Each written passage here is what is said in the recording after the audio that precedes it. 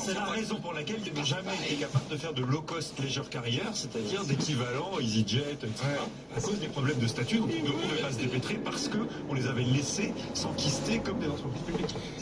Est-ce que vous prenez au sérieux l'IRA, mon cher Ah oui, je me le prends très au sérieux et j'aimerais bien qu'on le prenne aussi très au sérieux en Europe. Ça agit comme un aspirateur. Alors, objectivement, vous prenez Northvolt, Volkswagen, BMW, Enel, Panasonic. Je ne cite que les principales qui ont toutes désormais des projets gelés en Europe et des projets de développement aux États-Unis. Autrefois, on allait chercher le salaire pas cher en Chine. Maintenant, on va chercher le mégawattheure pas cher aux États-Unis. Et en plus, les aides publiques, une fois moins cher. Et nous, on fait la taxe carbone en Europe. Oui, alors déjà, c'est pas la première fois qu'on a ce vent de réindustrialisation aux États-Unis. 2015, salaire pas cher, crédit pas cher, énergie pas chère. Il y avait des entreprises déjà qui regardaient la région de Bakken, le Texas, etc. Là, on a la même chose avec ce différentiel énergétique très fort. Et puis, cette décision des Américains qui nous l'avaient quand même annoncé. Hein, c'est un peu comme la guerre en Ukraine. Enfin, on n'a pas voulu le voir jusqu'au bout. Non, mais c'est pas ce parce que Biden. Non, mais Biden avait quand même dit 2000 milliards. À la fin, c'est seulement 500 milliards. À part que à chaque fois qu'ils font un truc, que ce soit sur les semi-conducteurs ou maintenant sur le climat, ils font, dans ce cas-ci, sur les subventions, c'est-à-dire l'équivalent des crédits impôts, 4 à 10 fois plus que nous. C'est-à-dire que les entreprises européennes qui ont droit à l'équivalent, aux États-Unis, elle a droit, si elle a du contenu local, etc., elle a droit à 4 à 10 fois.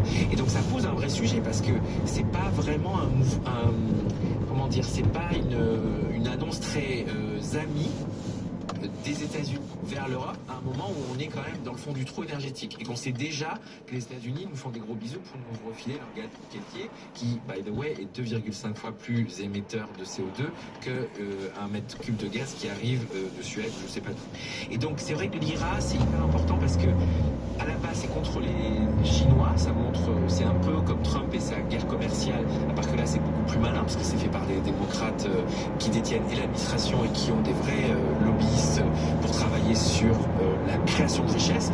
C'est super subtil dans le détail. Ah ben bien sûr, ils sont bons. Ils sont très très malins. Oui, oui. Et donc la réponse du berger à la bergère, et moi je trouve ça intéressant, c'est c'est pas sympa, alors c'est ça on a entendu de la visite de Macron, c'est pas gentil, la France et l'Europe sont là pas d'ajustement, on dit. Ensuite on a Charles Michel qui fait une interview aux Échos qui dit l'Europe est en train de s'appauvrir. On lui dit mais en fait qu'est-ce que tu fais pour qu'elle ne s'appauvrisse pas? Alors le seul qui est un peu d'Artagnan là c'est Breton, Oui. qui lui dit on n'a qu'à faire plus à chaque fois que les Américains lancent un truc. Oui. Et donc moi je trouve que pour le coup je suis d'avis de faire un peu plus.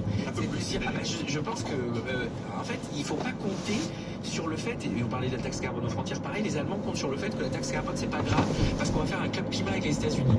Là il y a des gens qui nous disent l'IRA c'est pas grave parce qu'en fait on va relancer le TTC, donc en gros l'accord de libre-échange entre les États-Unis et l'Europe. C'est pas vrai, c'est pas du tout le moment pour lancer ça. On a vu comment les accords avec le Brésil et le Canada sont terminés en eau boudin pour l'Europe, et donc c'était pas vrai. Et donc la seule façon d'être un peu malin, c'est au lieu de mettre plein d'argent sur la subvention du prix de l'électricité, c'est réformer, découpler le marché de l'électricité et du gaz, et en effet, faire exactement comme les Américains, faire un crédit impôt recherche, les Français adorent ça, et le faire au niveau européen, et le faire très fort. Parce que sinon, c'est vrai que les États-Unis, plus gros émetteur par tête, va devenir le plus gros centre de compétences en R&D, notamment sur climat et tech. Robert avec le Bruno Le Maire allemand dit il faut faire un mot là-dessus, Jérôme Bien-Aimant. Comme je sais, Jean-Marc Starman, cet avis. Non mais moi j'aime beaucoup le mot. Vous expliquer pourquoi. Attends, mais moi j'aime. On essaie de faire quoi là-dessus parce que j'ai 2-3 trucs encore. Je trouve que le mot variable d'ajustement, l'Europe variable d'ajustement de la guerre que les États-Unis et la Chine se livrent, c'est un peu réducteur, mais c'est assez vrai. Oui. C'est-à-dire que la défense des intérêts américains et la lutte sans merci qu'ils ont entamée avec les Chinois font que finalement l'Europe c'est le cadet de leurs soucis. Et si par ailleurs ça peut renverser, maintenir l'Europe assez faible pour assurer la domination américaine, ils n'auront pas d'état d'âme, quelles que soient nos valeurs partagées. Voilà. Et donc il ne faut pas être naïf. Le sujet qu'on a, c'est que eux, finalement, ils ont le dollar et ils ont une capacité à lever de l'impôt supplémentaire si un jour ils ont besoin de rassurer sur leur déficit public, alors que nous, on est en bout de course sur tous ces sujets-là, donc on a du mal à ouvrir les vannes plus. Thomas. Oui, non, je trouve ce discours un peu inquiétant parce que Quel discours, un discours consistant, les Américains, il faut réussir tout, 1000 milliards de dollars de déficit commercial, 850 milliards de dollars de déficit de la balance des paiements courants. Et donc, que l'Europe, qui elle dégage des excédents, alors ils sont juste à l'équilibre maintenant, mais que l'Europe, qui s'est remise à dégager des excédents, aille investir ces excédents aux États-Unis. On n'arrête pas de nous dire qu'il faut être attractif et tout ça. Moi je dis, non, il ne faut pas être attractif, il faut au contraire placer notre épargne à l'étranger. rémunérés. C'est ce qu'ont fait les Japonais. Et que les Européens aillent placer leur argent, leur épargne aux États-Unis, et que cette épargne soit rémunérée par les contribuables américains au travers de subventions. Quelle bonne nouvelle! Mais quelle bonne nouvelle! Le contribuable américain va nous payer nos retraites. Mais écoutez, mais pourquoi on s'indigne? Pourquoi on hurle? On hurle parce que, alors, effectivement, vous vous rendez compte, ces usines, on n'aura pas d'usines, il n'y aura pas de cheminée qui fume du côté de Valenciennes. Roanne va fermer ses dernières usines textiles. Mais on s'en fout. On parle d'industrie sans les Zola et On s'en fout. Il a raison sur la caricature de l'usine. Oui. Moi, là, en revanche, je suis pas d'accord avec Jean-Marc et je pense que c'est important. C'est sur la recherche et le développement. C'est-à-dire qu'aujourd'hui, quand on regarde les biens critiques, les biens essentiels desquels les États-Unis sont dépendants de la Chine et l'Europe est dépendante de la Chine, nous, on est beaucoup moins dépendants de la Chine. Et en fait, on pourrait devenir une alternative sur une partie des approvisionnements chinois que les États-Unis essaient de sectionner à l'avenir. Mais pour ça, il faut rester compétitif sur la techno. Et par exemple, alors je sais que sur les semi-conducteurs ou sur les puces électroniques, c'est compliqué de s'imaginer qu'on va même produire ses propres puces et qu'on a tous besoin d'un Taïwan dans sa vie.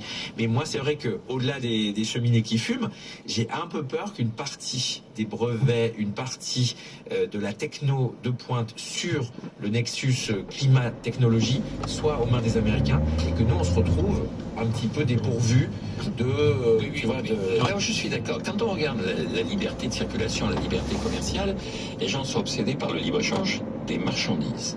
Or, une liberté commerciale, c'est la libre circulation des marchandises, des capitaux et des hommes. Je pense que les trois doivent être au rendez-vous. On doit accepter les trois. Or, notre problème, c'est pas le fait que les Américains subventionnent leur industrie pour pour réouvrir des mines de charbon. Notre problème, c'est que les hommes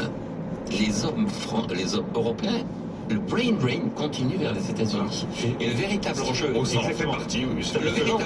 ce n'est pas de lutter contre le protectionnisme américain, c'est de se poser la question pour savoir pourquoi nos universités n'arrivent pas à mieux se placer dans le classement de Shanghai. Jean-Marc est bien pour recherche, tu vois. Jean-Marc a complètement raison. Pour clore le sujet. Celui qui a des excédents, il peut acheter le monde. Oui. C'est vraiment ça. Hein. En théorie, oui, il n'y a pas de théorie. Sauf que... Ah oui, ça en théorie... Voilà. Non, mais... Voilà. Sauf que pour avoir C'est l'Allemagne, hein, le chiffre européen. Sauf que pour avoir durablement des excédents, il faut avoir le capital intellectuel chez soi. Oui. Voilà. Donc il faut améliorer les universités. Exactement. Et il ne faut pas, au contraire, aller aux États-Unis dire vous n'êtes pas gentil, vous allez encore ouvrir un champ de pétrole. Oh, c'est pas bien ça. C'est le red herring, comme on dit en français. Cette auditrice qui écrit souvent, Laurence, Jean-Marc Daniel veut tout privatiser. On a vu le résultat avec l'eau. De plus en plus, les collectivités reprennent les concessions de services publics au vu des résultats. Non, c'est pas au vu des résultats. Quand vous regardez les collectivités locales qui reprennent les choses en guerre, ce sont des collectivités locales qui sont très orientées sur le plan politique. Mais ce ne sont pas des collectivités locales qui font le bilan réel de l'opération.